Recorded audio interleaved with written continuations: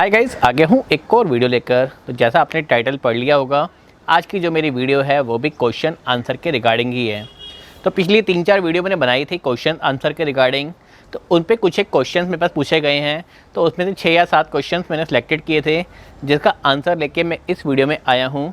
So guys, अगर आपके मन में और भी कोई क्वेश्चंस आए इस वीडियो को देखने के बाद, आपके कोई क्वेश्चन पेंडिंग रह गए हों जिसका आंसर आप जानना चाहते हैं, तो नीचे कमेंट बॉक्स में फटाफट से अपना क्वेश्चन टाइप कर दीजिए। अगर आपका क्वेश्चन सेलेक्ट हो गया तो आपके क्वेश्चन का आंसर मैं जोड़ दूंगा। सो आज की वीडियो भी मेरी सिर्फ बताने के लिए है, क्योंकि प्रैक्टिकली दिखाने का पॉसिबल नहीं है मेरे लिए। मैं घर पे हूँ और दिल्ली में लॉकडाउन चल रहा है।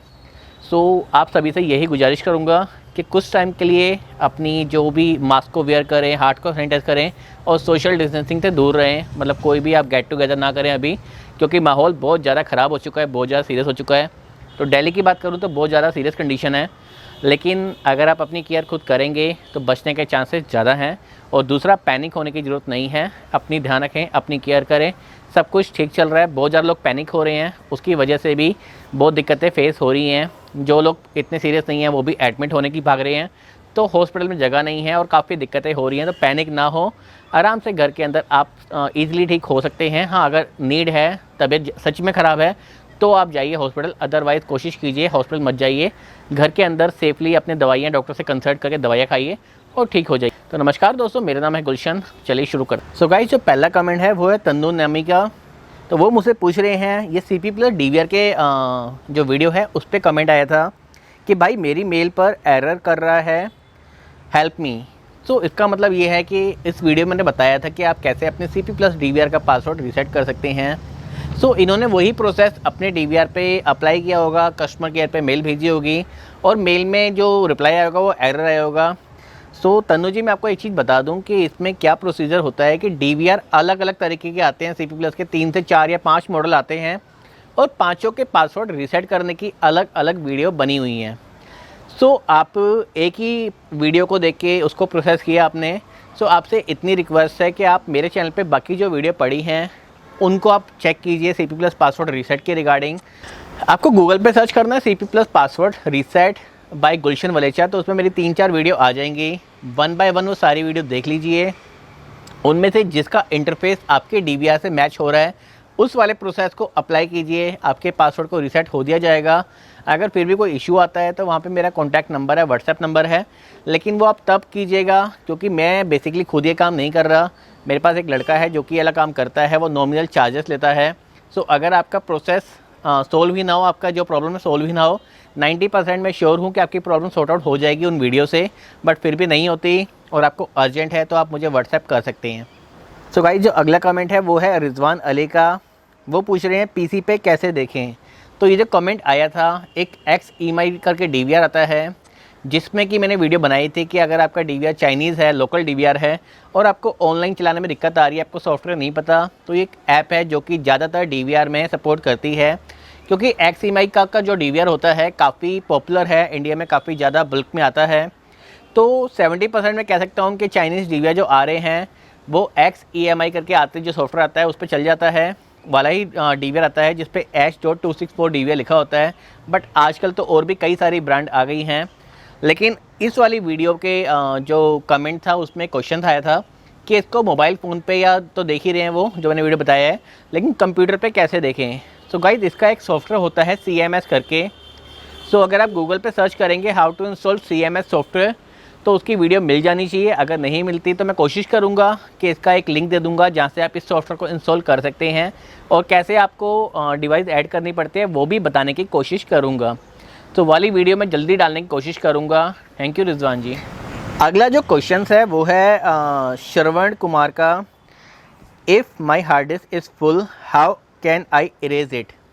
श्रवण जी, पहली चीज़ कि अगर आपका DVR जो है वो बाय डिफ़ॉल्ट सेटिंग पे है, तो जैसे ही आपकी हार्ड डिस्क जो है फुल हो जाएगी तो ऑटोमेटिकली जो पिछला वो डाटा है वो उसको इरेज करना स्टार्ट कर देगा। एग्जांपल लीजिए, आपकी हार्ड डिस्क 1 TB की है, 2 TB की जो भी है और आपके कैमरे लगे हैं 10 या 8 के जो भी लगे हैं। सो अगर आपकी रिकॉर्डिंग हो रही है 15 डेज़ की और 15 डेज़ के बाद जैसे ही 16 डेज़ आता है, स्टार्ट होता है, तो पहला डे है वो इरेज होना ऑटोमेटिकली स्टार्ट हो जाएगा। कुछ एक DVR में ये बाय डिफ़ॉल्ट नहीं आता, तो वहाँ पे हार्ड डिस्क के अंदर एक ऑप्शन होता है ओवरराइट का, आपको वहाँ पे क्लिक करना पड़ता है कि आपकी पुरानी जो रिकॉर्डिंग है वो इरेज होनी स्टार्ट हो जाए ऑटोमेटिकली, लेकिन फिर भी आप नहीं चाहते कि आपकी रिकॉर्डिंग ऑटोमेटिकली इरेज हो, तो आपने कुछ नहीं करना, आपने हार्ड डिस्क वाले सेक्शन पे जाना है, वहाँ पे डिवाइस को सिलेक्ट करना है, जो भी आपकी हार्ड डिस्क होती है उसको सिलेक्ट करके वहीं पे फॉर्मेट का ऑप्शन होगा, तो उसे आप फॉर्मेट कर देंगे तो आपकी हार्ड डिस्क में जो भी डाटा अभी तक का पड़ा होगा, इट मीन्स जो अभी तक का होगा वो सारा इरेज हो जाएगा। इसमें घाटा ये होता है कि सपोज़ कीजिए कि आपने आज इरेज कर दिया और लकीली आपको चलता है पता कि 2 या 3 दिन पहले कुछ गलत काम हुआ था, तो आपकी वो रिकॉर्डिंग भी इरेज हो जाएगी। सो अगर आप ओवरराइट पे क्लिक कर देते हैं तो एटलीस्ट आपके पास लास्ट के जो भी हफ्ता 10 दिन 15 दिन का रिकॉर्डिंग का डाटा होगा वो आपको दिखाई देगा हमेशा। मतलब कि आपकी जो भी रिकॉर्डिंग उड़ेगी वो सबसे पहले की रिकॉर्डिंग उड़नी स्टार्ट होगी, और अभी लास्ट के जो हफ्ते या 10 दिन का डाटा है वो आपकी हार्ड डिस्क हमेशा स्टोर कर रखेगी। अगला जो क्वेश्चन है उन्होंने अपना नाम रखा हुआ है mummy daddy. So new hard disk is not showing and recording also has some problem, say what to do it's and say setting what to do. So sir एक आपको चीज़ कहना चाहूँगा, अगर कोई भी चीज़, ये मुझसे काफ़ी कस्टमर बोलते हैं कि हमारा DVR नया है, हमारी हार्ड डिस्क नहीं है, इसमें इशू कैसे हो सकता है, तो ऐसा कुछ कंपलसरी नहीं है, ऐसा कुछ कंफर्म नहीं है कि अगर आपका कोई भी नया चीज़ है तो वो ख़राब नहीं हो सकता। कई बार देखा गया है कि हार्ड डिस्क जो नई आती है वो ख़राब निकलती है। ख़राब क्यों निकलती है उसके पीछे कुछ एक रीज़न होते हैं। हार्ड डिस्क बहुत नाजुक चीज़ है। अब सपोज़ कीजिए जो शॉपकीपर है वो हार्ड डिस्क लेके आता है, पैकिंग में हार्ड डिस्क आती है, लेकिन कई बार रखते रखते उनकी हार्ड डिस्क जो होती है वो नीचे गिर जाती है, तो नीचे गिरते ही उसके अंदर जो सिस्टम होता है वो ख़राब हो जाता है, क्योंकि हार्ड डिस्क में जैसे बताया कि हार्ड डिस्क काफ़ी नाजुक होती है और उसके अंदर जो भी हार्ड डिस्क है वो काम नहीं करती उस टाइम। तो हो सकता है कि नई हार्ड डिस्क है अपनी, लेकिन फिर भी वो प्रॉब्लम दे रही है, तो हार्ड डिस्क का इशू हो। लेकिन एक यही रीज़न नहीं है कि हार्ड डिस्क इसी वजह से ही हार्ड डिस्क ख़राब है, इस वजह से ऐसा इशू आता है। इसके पीछे 1-2 रीज़न और हो सकते हैं। एक रीज़न ये भी हो सकता है कि जो आपका DVR का अडोप्टर है वो वीक हो। इट मीन्स जो हार्ड डिस्क को चलाने के लिए जितने एम्पियर चाहिए होते हैं, जितनी वोल्टेज चाहिए होती है, अगर वो हार्ड डिस्क तक ना पहुँचे तो भी हार्ड डिस्क शो नहीं होती, तो भी हार्ड डिस्क काम नहीं करती। तो एक आप DVR का अडोप्टर चेंज करके चेक कर सकते हैं। दूसरा DVR का मदरबोर्ड जो कि सप्लाई ट्रांसफ़र कर रहा है हार्ड डिस्क के लिए, कई बार उसका इशू भी होता है। सो सबसे पहले तो आपकी हार्ड डिस्क का इशू हो सकता है कि आपने हार्ड डिस्क में चेक करवाना है कि हार्ड डिस्क मेरी वर्किंग है कि नहीं है। उसको चेक करने के लिए आप सिंपली कोई दूसरा DVR है तो उसमें लगा के चेक कर सकते हो कि आपका जो सेम हार्ड डिस्क है वो दूसरे DVR पे वर्किंग कर रही कि नहीं कर रही। अगर दूसरे DVR पे भी वर्किंग नहीं कर रही, इसका मतलब तो हार्ड डिस्क ख़राब है। लेकिन अगर वो दूसरे DVR पे वर्क कर रही है, देन आप उसका अडोप्टर को चेंज करके वो चेक कीजिए। अडोप्टर से भी कुछ नहीं होता, उसके बाद भी सेम दिक्कत आती है, सो आप उसके जो DVR है उसको चेक कराइए, उसमें कोई दूसरी हार्ड डिस्क लगा चेक कीजिए, तो 99% आपकी प्रॉब्लम फिर DVR की ही निकलेगी। तो ये 2-3 स्टेप्स हैं जो कि हार्ड डिस्क काम ना करे तो आपको करने पड़ेंगे। Hard disk change, adapter change, DVR change. तो इसमें से एक रीज़न होगा, तो ऐसे आपको एक एग्जैक्ट बताना पॉसिबल नहीं है। आपके लिए पॉसिबल भी नहीं होगा कि आप एम्पियर चेक कर सकें, तो उसकी एक वीडियो बनाऊंगा कैसे आप जो अडोप्टर है उसका एम्पियर चेक कर सकती हैं।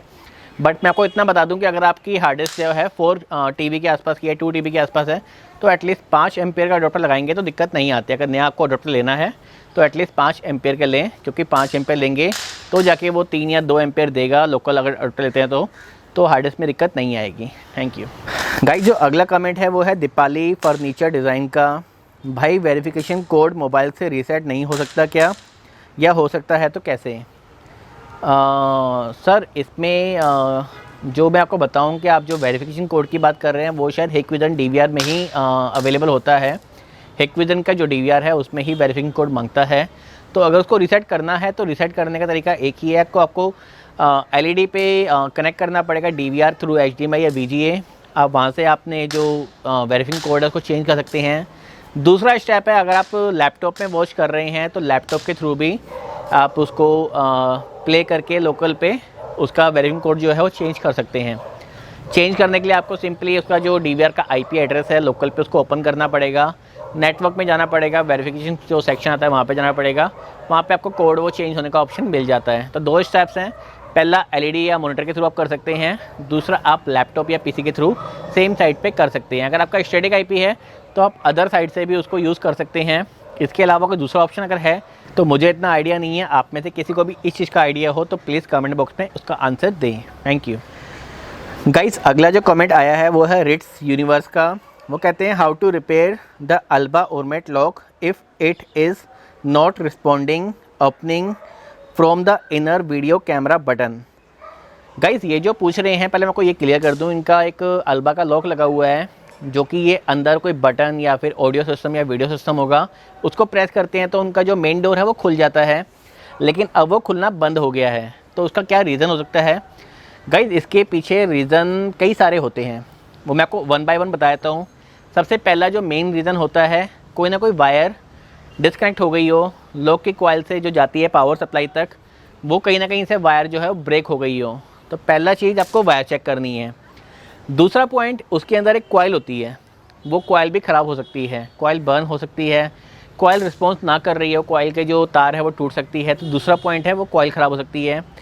तीसरा पॉइंट जो उसका होता है पावर सप्लाई। बेसिकली लॉक खोलने के लिए बीच में एक सप्लाई लगती है, क्योंकि लॉक 220 वोल्ट से नहीं खुलता। अभी मेरे कस्टमर ने मुझसे लॉक लिया और जाके उसने डायरेक्टली 220 दे दी, तो 220 देते ही वो कॉइल ख़राब हो जाती है। तो बीच में एक मीडिएटर सप्लाई होती है जो कि 220 एसी को 32 वोल्ट डीसी में या फिर 32 वोल्ट एसी में 30-32 वोल्ट तक एसी होगा तो पावर लॉक जो है वो बर्दाश्त कर लेगा, कॉइल बर्दाश्त कर लेगी। उससे ऊपर वोल्टेज होगी तो कॉइल जो है हमारी बर्न हो जाएगी। तो तीसरा पॉइंट, आपकी जो सप्लाई है वो ख़राब हो सकती है। पहला हो गया वायर, दूसरा हो गया लॉक कॉइल, तीसरा हो गया पावर सप्लाई, चौथा पॉइंट हो गया जो आपका इंडोर स्क्रीन लगी हुई है या फिर इंडोर जो बटन लगा हुआ है वो बटन काम ना कर रहा हो तब भी लॉक नहीं खुलता। बट अगर क्या 3 या 4 फ्लोर हैं और किसी से भी नहीं खुल रहा, तो वो चीज़ तो क्लियर होगी कि बटन ख़राब नहीं होगा। तो इस केस में आपकी जो ख़राबी मिलेगी वो मिलेगी वायर में या कॉइल में या सप्लाई में या कनेक्शंस में। कनेक्शन कई बार लोग गलत देते हैं। वीडियो डोर फोन में देखा गया ऐसा कि कई बार बाहर का जो बॉक्स होता है उससे डायरेक्टली 12 वोल्ट डीसी निकलती है, लोग डायरेक्टली कनेक्शन कर देते हैं, तब भी इशू आता है। 12 वोल्ट डीसी को 30 वोल्ट एसी में कन्वर्ट करने के लिए भी सप्लाई आती है, उसे रिलेवल सप्लाई कहते हैं। अगर वो लगाई होगी दिक्कत नहीं आती, उसके बिना लॉक कभी खुलेगा कभी नहीं खुलेगा। तो मल्टीपल्स रीज़न होते हैं। अब रीज़न आपको खुद ही चेक करना पड़ेगा रीज़न क्या है इसका, लेकिन मैं आपको फ़िलहाल बता दूं कि ये कुछ एक प्रॉब्लम्स आपकी फेस हो सकती हैं। थैंक यू दोस्तों। अगला जो कमेंट है वो है नवाब शाहरुख खान का, हर आईपी कैम को अपनी आईपी देनी है कैसे? नवाब जी, इसके कुछ एक मल्टीपल्स ऑप्शंस होते हैं। जैसे कि अगर आप बात करें डीवीआर की, तो कुछ एक डीवीआर में बाय डिफ़ॉल्ट ऐड करने का, ऑटोमेटिकली ऐड करने का ऑप्शंस होता है। आप उस पर क्लिक कर दोगे तो ऑटोमेटिकली वो सारे आईपी को एक सीरीज़ में लेके ऐड कर देगा, सारे आईपी कैमरे के आईपी चेंज कर देगा। बट आजकल होता क्या है कि लोग डीवीआर अलग कंपनी के लगाते हैं, कैमरे अलग कंपनी के लगाते हैं, तो उस केस में वो ऑटोमेटिकली आईपी को चेंज करने में अनसक्सेस रहता है। तो उस चीज़ में आप कैसे आईपी चेंज कर सकते हैं मैं आपको बता दूं। कुछ एक डीवीआर के फ़िल्टर्स आते हैं, आईपी फ़िल्टर्स, जिसके जाके आप आईपी को चेंज कर सकते हैं। अगर आपका वो फ़िल्टर्स नहीं पता तो आपको 1 बाय 1 कैमरा कनेक्ट करना है, उसका आईपी चेक करना है। इसकी मैं वीडियो बना चुका हूँ पहले कि आप आईपी कैसे चेक कर सकते हैं। उस आईपी को ओपन करके एक्सप्लोरर पे उसके अंदर नेटवर्क सेक्शन में जाके उसको आप आईपी दे सकते हो या डीएसए पे क्लिक कर सकते हो, ताकि वो ऑटोमेटिकली अपना आईपी असाइन कर ले। तो ये कुछ एक ऑप्शंस हैं।